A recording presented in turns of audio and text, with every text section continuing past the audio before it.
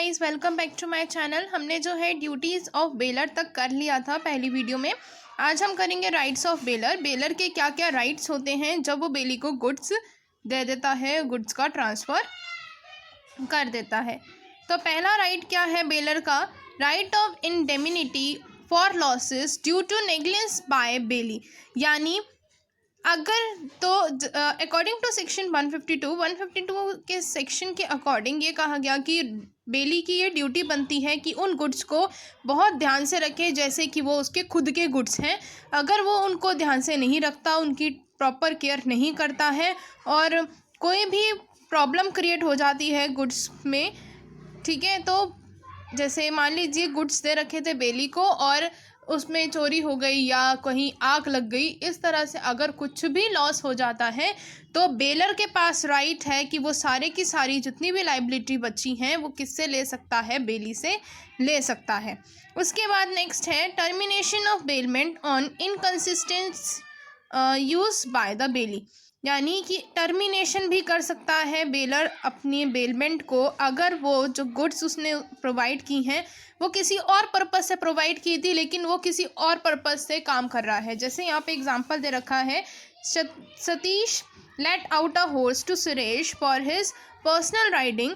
सतीश ने सुरेश को हॉर्स दिया पर्सनल राइड करने के लिए, लेकिन जो सुरेश है उसने क्या किया, वो पर्सनल राइड की जगह उसने कैरेज पर दे दिया, यानी और लोगों को प्रोवाइड कर देता है। तो ये जो कॉन्ट्रैक्ट है ये same as it is contract नहीं था।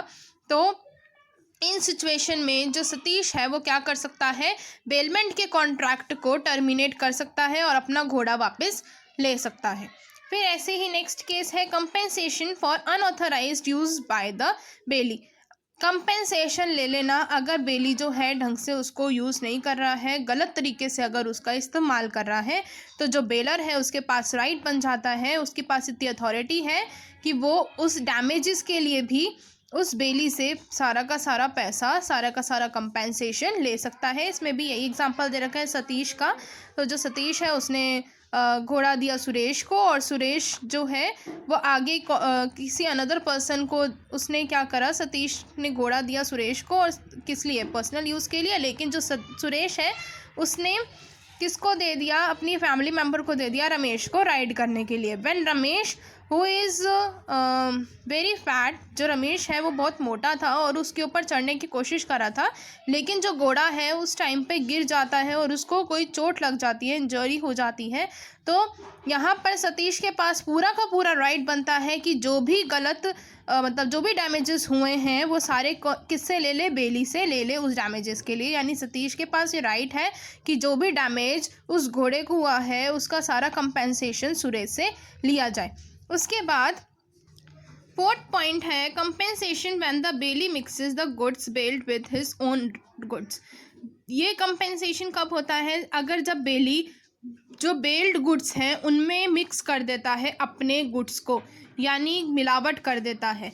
अकॉर्डिंग टू सेक्शन 156 सेक्शन के according, if the bailee without the consent of the bailor, बिना किसी कंसेंट के बेलर के, mixes the goods bailed with his own goods and the goods billed can be identified and separated।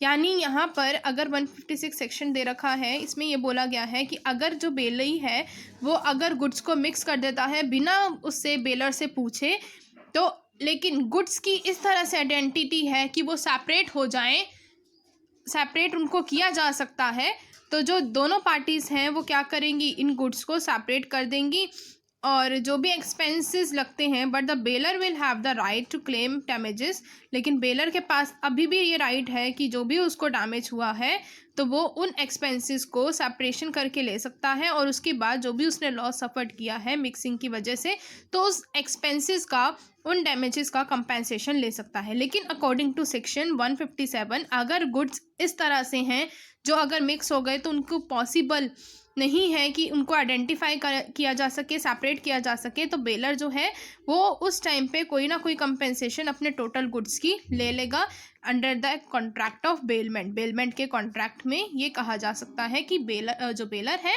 वो बेली से सारी की सारी कंपेंसेशन ले सकता है। उसके बाद फिफ्थ पॉइंट है right of return of goods in case of gratitudes bailment. According to section 159 section के अकॉर्डिंग जो गुड्स हैं वो अगर क्रेडिट्यूड्स हैं तो उसमें जो बेलर है वो डिमांड कर सकता है कि आप मुझे गुड्स जो हैं वो वापस दे दो। अगर वो ये डिमांड करता है कि गुड्स जो हैं वो वापस लेने के लिए डिमांड पहले कर देता है, टाइम कंप्लीट हुआ नहीं है लेकिन वो पहले डिमांड कर रहा है, तो जो भी बेली को लॉस सफ़र करना पड़ेगा वो सारा लॉस भी बेलर प्रोवाइड करेगा उसको। फिर उसके बाद है right to get the goods back. Right होता है गुड्स दोबारा वापस लेने का। अकॉर्डिंग टू सेक्शन 160 सेक्शन के अकॉर्डिंग अगर जब जैसे ही पीरियड एक्सपायर हो जाता है बेलमेंट का, उसके बाद बेलर का राइट होता है कि वो अपने सारे के सारे गुड्स जो हैं वो वापस ले ले। उसके बाद 7th पॉइंट है right to increase or profit from goods bailed. According to section 160 section के अकॉर्डिंग सेक्शन 163 ये कहता है कि बेलर के पास राइट है कि अगर उस जो गुड्स उसने बेल्ड की थी उस टाइम पीरियड के अंदर अगर उसको कोई प्रॉफिट हुआ है, कोई भी इंक्रीजमेंट हुई है गुड्स के अंदर, तो वो उस इंक्रीजमेंट के साथ, उस प्रॉफिट के साथ उस गुड्स को वापस ले सकता है। जैसे यहाँ पे एक एग्जांपल दे रखा है, if Ram leaves his cow with his friend Raj के पास वो अपनी गायें छोड़ गया था राम, और जो गायें हैं उसने एक जन्म दे दिया था अपने बच्चे को, और उस टाइम पीरियड कौन सा था? बेलमेंट का टाइम पीरियड था। Ram is entitle to get back the cow with the car on the expiry of bailment. जैसी एक्सपायरी हो जाएगी बेलमेंट की, तो जो राम है उसके पास राइट है कि वो काउ के साथ साथ उसके बच्चे को भी लेकर आएगा, क्योंकि ये जो है during the time period of bailment में ही उसको प्रॉफिट हुआ था। फिर उसके बाद आ जाती है हमारे पास duties of and responsibilities of bailee. Bailee की क्या क्या ड्यूटीज़ हैं, रिस्पॉन्सिबिलिटीज़ हैं? तो पहली है taking proper care of the goods build. जो भी गुड्स बिल्ड किए गए हैं उनकी प्रॉपर केयर करे, ठीक है। यानी बेली का ये राइट बन जाता है कि जो भी गुड्स उसको मिले हैं वो अपने गुड्स, जैसे एक ओनर होता है अपने गुड्स का ध्यान रखता है, उसी तरह से जो बेली है उस गुड्स का ध्यान रखे। जैसे according to the provisions of Section 151, in all the cases of bailment, gratuitous or non-gratuitous, it is the duty of the bailee to take as much care of the goods bailed to him as ordinary man prudence would under similar circumstances take of his own goods of similar quantity। अब यहाँ पर यही बोला गया है कि अगर किसी तरह से बेली रिस्पॉन्सिबल हो जाता है केयर करते समय भी, अगर उसने बहुत अच्छे से केयर करी है उन गुड्स की, और अगर फिर भी लॉस हो जाता है, वो अच्छे से केयर कर भी रहा है, जब भी लॉस हो जाता है तब बेली उस डैमेजेस के लिए रिस्पॉन्सिबल नहीं कहलाया जा सकता। फिर उसके बाद वो एक एग्जांपल दे रखा है, Ramesh deliver some goods under bailment to Dinesh godown. Ramesh ने गुड्स डिलीवर किए किसको? दिनेश को किए उसकी गोडाउन में। दिनेश ने एक्सेप्ट किए goods and keep them in is godown, अपने गोडाउन में उसको रख लिया। Because of a leaking roof, जो रूफ है वो लीक हो रही थी, रेन वाटर जो है वो उन गुड्स पर आता रहा और जो गुड्स हैं वो क्या हो गए? डिस्ट्रॉय हो गए। फिर इसमें बोला है, if Dinesh had used normal prudence he would got the roof repaired and save the goods, therefore Dinesh is guilty of negligence. यानी यहाँ पर दिनेश की गलती है तो दिनेश को ही सारा बाद में पैसा भरना पड़ेगा जो भी उसके गुड्स खराब हुए हैं। उसके बाद यहाँ पर नेक्स्ट पॉइंट है, not doing any act inconsistent with the terms of bailment. Bailment के टर्म्स में क्या बोला गया है कि कोई भी एक्ट ऐसा नहीं होना चाहिए जो इनकंसिस्टेंट है। देखो कैसे, according to section 153, if the bailee does not act with the respect of the goods in bailment which is inconsistent with the terms of the contract, the bailor, if so desired, can terminate the contract of bailment and recover the goods under bailment. For example, if A gives a horse B for riding and B uses it on a drive carriage, the contract of for bailment can be terminated at the desire of A। यानी यहाँ पर ये बोला है कि अगर bailment की जो टर्म्स एंड कंडीशंस हैं उसमें जो बेली है उसको वो ध्यान रखनी चाहिए कि क्या टर्म्स एंड कंडीशंस थी। अगर वो उन टर्म्स एंड कंडीशंस को नहीं मानता तो जो बेलर है वो क्या कर सकता है? उन गुड्स को बेलमेंट के जो कॉन्ट्रैक्ट है उसको टर्मिनेट कर सकता है। जैसे यहाँ पे एक एग्जांपल रखा है, हॉर्स वाला ही है। ए ने बी को हॉर्स दिया राइड करने के लिए, पर्सनल राइडिंग के लिए, लेकिन बी जो है वो ड्राइवर कैरेज के लिए यूज़ कर रहा था। तो जो बेलर है वो क्या कर सकता है, बेलमेंट की जो कॉन्ट्रैक्ट है उसको टर्मिनेट कर सकता है। उसके बाद है not making unauthorised use. Unauthorise use नहीं करना है गुड्स का, यानी कि देखो जैसे यहाँ पे एक एग्जांपल है, A lends his horse, A ने लैंड किया अपना horse to B for its personal riding and B lets another person use the horse for riding, resulting is an accident. Accident हो गया हॉर्स का, तो जो भी क्लेम होगा वो बेली को पे करना पड़ेगा, बेलर इसके लिए रिस्पॉन्सिबल नहीं होगा, बेली ही रिस्पॉन्सिबल होगा।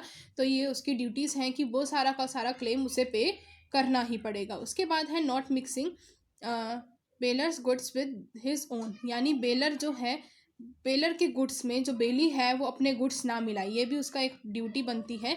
क्या है कि अगर वो गुड्स मिला देता है तो उसके पास क्या क्या बेलर के पास क्या क्या राइट्स हैं कि वो उसे किस तरह से कंपेंसेशन ले सकता है। According to section 155, if the bailey mixes the goods under the bailment with his own goods with the consent and agreement of the bailor, the rights of the bailey and the bailor will be commensurate with the quantity of goods belonging to each of them। अगर जो baler है वो goods को mix कर देता है और मिला देता है, तो जैसे गुड्स की क्वांटिटी वगैरह थी अगर वो सेपरेट हो जाते हैं तो वही बात है, अगर वो सेपरेट हो जाएंगे तो उनको सेपरेट कर लिया जाएगा अंडर सेक्शन 156, और अगर वो सेपरेट नहीं होते हैं तो उसके लिए कंपेंसेशन दिया जाएगा अंडर 157 सेक्शन के अंडर।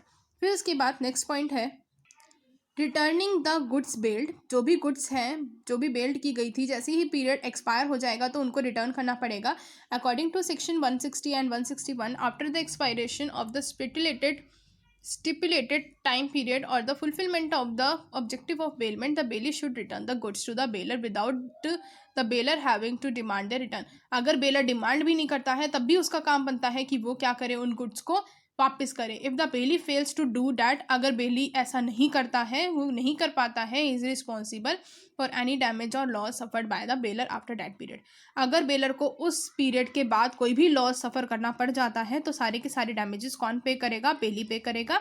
इफ़ देयर आर को owners of the goods under bailment, अगर कोई को ओनर्स हैं गुड के, को ओनर्स का मतलब होता है जैसे ए और बी दो ओनर हैं एक ही गुड के, एक ही प्रॉपर्टी के दोनों ओनर हैं, और वो प्रॉपर्टी या वो गुड्स किसको दे दिया गया, सी को। तो अगर को ओनर्स हैं उस टाइम पे the bailee can inform one co-owners and return the goods without informing the other co-owners. Bailee जो है अगर मान लीजिए ए को गुड्स प्रोवाइड कर रहा है, वो कहता है चलो मैं ए को दे देता हूँ गुड्स, जो सी है वो अगर ए को गुड्स दे रहा है तो उसको सी को बी को भी बताना पड़ेगा कि मैंने ए को गुड्स दे दिए, कि वो आगे किसी भी डैमेजेस किसी भी लॉसेस को बियर ना कर सके। तो ये उसका ड्यूटी बन जाती है।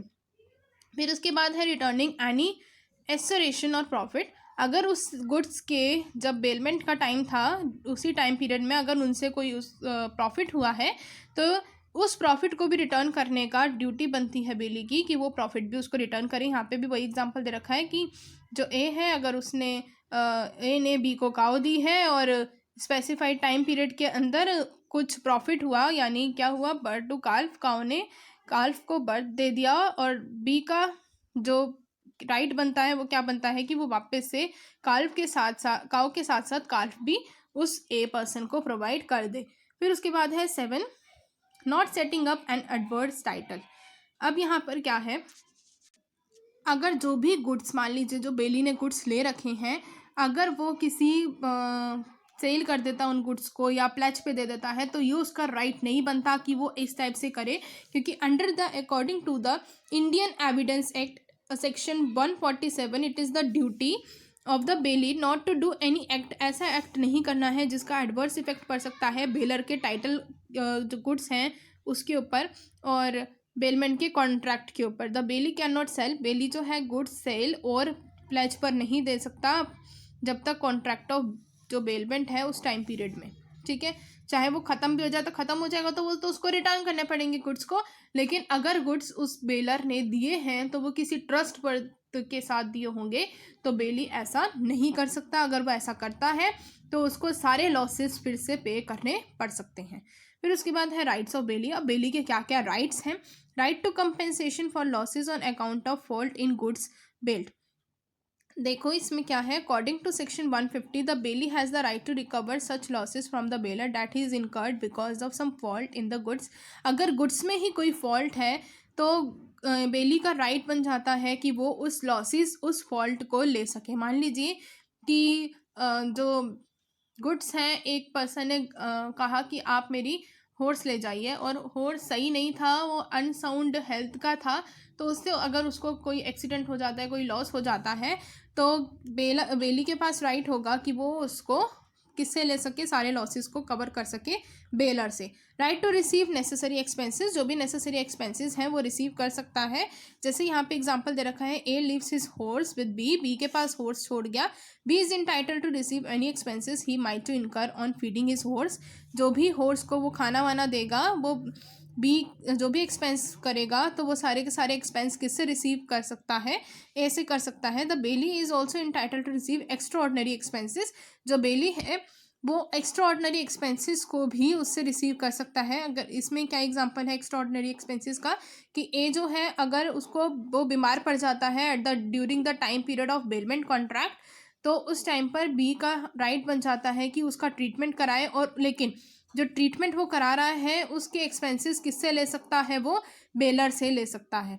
ठीक है, फिर उसके बाद है right against pre mature termination of bailment. अगर जो बेलर है वो कहता है कि एक्सपायरी से पहले कह देता है कि मेरे को आप वापस कर दो मेरा जो भी मैंने आपको ट्रांसफ़र किए हैं गुड्स, और उस वजह से अगर बेली को कोई भी लॉस हो जाता है, तो बेली का राइट होता है कि वो अपने गुड्स का जो भी लॉस है उसका कंपेंसेशन ले सके। उसके बाद है right to compensation in case of defective title. यहाँ पर क्या है कि अगर if according to section 164, if the title of the bailor on the goods under bailment is defective, the bailor does not have the right to keep the goods in bailment, to receive from back, or to give any directions of any kind about the goods, and the bailey is put to a loss on this account, the bailey has the right to damages from the bailor। इसमें क्या है, अगर बेली ने जो भी goods दिए हैं उनमें कुछ भी अगर डिफेक्ट है, तो जो बेली है वो उसका पैसा उससे ले सकता है। ठीक है, जो भी डैमेजेस अगर बेली को हुए हैं तो वो उससे सारा का सारा डैमेजेस, सारा का सारा लॉस उससे बेलर से ले सकता है। उसके बाद है delivery of goods to one of the joint owners, यानी अगर if the goods have been bailed by several joint owners, the bailee may deliver them back to or according to the directions of joint owner without the consent of all, there is no agreement of the contrary। यानी कि अगर जो joint owners के अगर goods हैं, यानी एक साथ लोगों ने दिए हैं, तो उनको बेली को वापस करना है, लेकिन ये भी देखना है कि उनकी क्या डायरेक्शंस हैं वापस करने की। सारे के सारे पर्सन्स जो हैं वो उन गुड्स को वापस करने की जो कंडीशंस उन्होंने रखी है सारे मानते हैं या नहीं मानते हैं, तो यहाँ पर ये भी उसको ध्यान रखना पड़ेगा। उसके बाद नेक्स्ट है राइट टू इंटरप्लेट। राइट टू इंटरप्लेट का मतलब ये है यहाँ पर कि इफ़ द यहाँ पे सेक्शंस 166 और 167 के प्रोविजंस में, if the title of the bailor to the goods is defective and the bailee in good faith delivers them back to or according to the directions of the bailor, the bailey is not responsible to the owner of the goods for the such delivery. If a person other than the bailor claims the goods bailed, the bailey may apply to the court to stop the delivery of goods to the bailor and to decide the title of goods। यहाँ पर क्या बोला गया है कि अगर goods के जो गुड्स हैं उन वो डिफेक्टिव हैं और बेली ने क्या करा, वो डिलीवर कर दिए वापस किसको, बेलर को वापस कर दिए, और बाद में वो किसी चीज़ के लिए भी रिस्पॉन्सिबल नहीं होगा।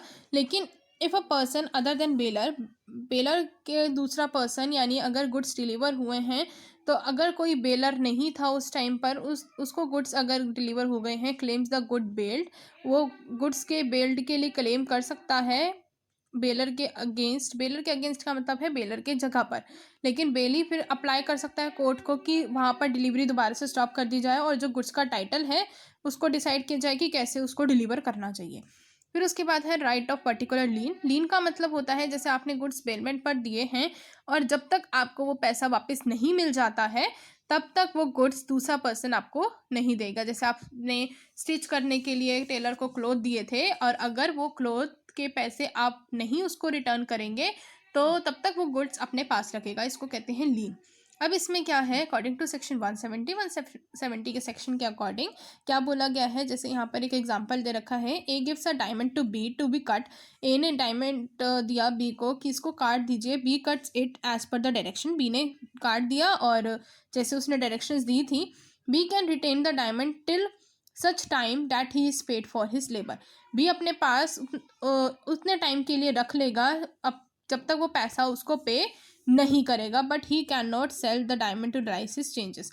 जैसे ही, लेकिन वो डायमंड को सेल नहीं कर सकता कि वो जो भी है उसको चेंज कर सके और सेल कर सके, क्योंकि अभी तक उसका बात नहीं हुई है। That is called a particular lien का राइट है। ठीक है, उसके बाद है right to general lien. General lien में क्या है, according to section 171, some specific types of bailees have the right to the goods or property which is in their possession until all the claims are satisfied, even if the claims are not with respect of the goods or property being held under bailment. General lien is available only to the banks. General lien जो है वो available होती है banks में, factors में, और जैसे brokers हो गए इंश्योरेंस पॉलिसी के, ये लोग जनरल लीन्स के ऊपर काम करते हैं। यहाँ पर ये बोला जाता है कि जो भी क्लेम्स हैं जब तक फुलफिल नहीं हो जाते, आपके सारे क्लेम सेटिस्फाई नहीं हो जाते हैं, तब तक यहाँ पर भी जो प्रॉपर्टी है वो उनको वापस नहीं की जा सकती है बेलमेंट के टाइम पर। फिर है responsibility of the railway company as bailee. क्या रेलवे कंपनी की रिस्पॉन्सिबिलिटी बनती है एज अ बेली के रूप में? तो यहाँ पर क्या है, तो हम यहाँ पे ये कह सकते हैं, जो इंडियन रेलवेज एक्ट के अकॉर्डिंग ये कहा गया है कि जो रेलवेज हैं उनको ट्रांसपोर्टेशन के लिए दिए जाते हैं गुड्स। अगर उनको ट्रांसपोर्टेशन के लिए गुड्स दिए हैं तब उन जो रेलवे कंपनी है उनकी सेम रिस्पॉन्सिबिलिटी बन जाती है बेलीज की तरह। यहाँ पे बोल रखा है the railway company has the same responsibility as other bailees. Bailees की तरह उनकी सेम रिस्पॉन्सिबिलिटीज़ बन जाती है और बाउंड हो जाते हैं कि उनकी प्रॉपर केयर की जाए गुड्स की, जो भी उनकी ट्रांसपोर्टेशन की कस्टडी में है। लेकिन अगर ढंग से वो गुड्स लेकर जा रहे हैं, उनकी केयर कर रहे हैं, तो वो किसी भी टाइप से किसी भी लॉस और डैमेजेस के लिए रिस्पॉन्सिबल नहीं कहलाएंगे। लेकिन अगर वो डिफ़ॉल्ट कर देते हैं, गुड्स को टाइम पर नहीं पहुंचाते हैं, with in A reasonable time तक नहीं पहुंचाते हैं, तो वो जितना भी लॉसेस और डैमेज है तो वो उनको पे करना पड़ेगा। ठीक है, उसके बाद है liability of in keepers and hotel keepers. इनकी क्या लाइबिलिटी है, कोई भी पर्सन जब ट्रैवल करता है, किसी भी होटल वगैरह में रुकता है और किसी इनमें रुकता है, तो उनकी भी रिस्पॉन्सिबिलिटी, जो होटल कीपर्स होते हैं उनकी रिस्पॉन्सिबिलिटी बन जाती है कि जो भी गुड्स हैं उनका ध्यान रखा जाए, जो भी ट्रैवलर पर्सन है उनका ध्यान रखा जाए उनके गुड्स का। तो अगर वहाँ पर कोई भी केयरलेसनेस हो जाती है, कोई भी अगर डैमेज हो जाता है, लॉस हो जाता है, तो वो लोग रिस्पॉन्सिबल हो जाते हैं उस लॉसेस को पे करने के लिए। उसके बाद नेक्स्ट टॉपिक है termination of bailment. Termination of bailment में पहला पॉइंट है doing an act inconsistent with the terms of bailment. यानी कि अगर जो बेली है वो कोई भी डिफ़ॉल्ट करता है बेलमेंट के टाइम पर, तब उसका जो कॉन्ट्रैक्ट है वो क्या हो जाता है, टर्मिनेट हो जाता है। जैसे यहाँ पर मृदुल ने लैंड इज हॉर्स टू मधुर को दिया राइडिंग करने के लिए, और मधुर ने क्या किया, वो आगे कैरेज पर रख दिया, और जो मधुर है फिर बाद में क्या कर सकता है, मृदुल उसको टर्मिनेट कर सकता है, कॉन्ट्रैक्ट को कैंसिल कर सकता है। उसके बाद है at the desire of the bailor in case of gratitudes bailment. जैसे ही ग्रेटिट्यूड बेलमेंट है, उस तरह से अगर जब भी बेलर की जो डिज़ायर है वो कंप्लीट हो जाती है, वो सोचता है मैं अपने गुड्स वापस ले लूँ, तब भी बेलमेंट का before the time period, pre mature termination है ये, बिफोर द टाइम पीरियड अगर वो अपने गुड्स वापस लेता है तो भी क्या हो जाती है, टर्मिनेशन हो जाती है बेलमेंट की।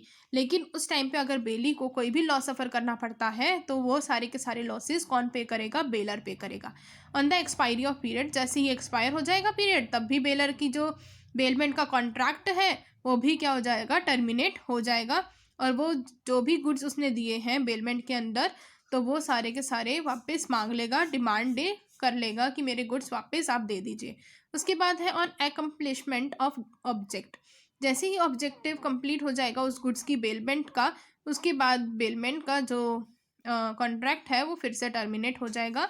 उसके बाद है डेथ ऑफ द बेलर और bailee in case of gratitude bailment. अगर ग्रेटिट्यूड पेमेंट हुई है और इनमें से किसी भी पर्सन की डेथ हो जाती है, तब भी जो बेलमेंट का जो कॉन्ट्रैक्ट है वो टर्मिनेट हो जाता है। आज हम करेंगे यहीं तक का ही टॉपिक। नेक्स्ट वीडियो से हम करेंगे next topic finder of goods से। तो मिलते हैं हम अपनी नेक्स्ट वीडियो में। बाय।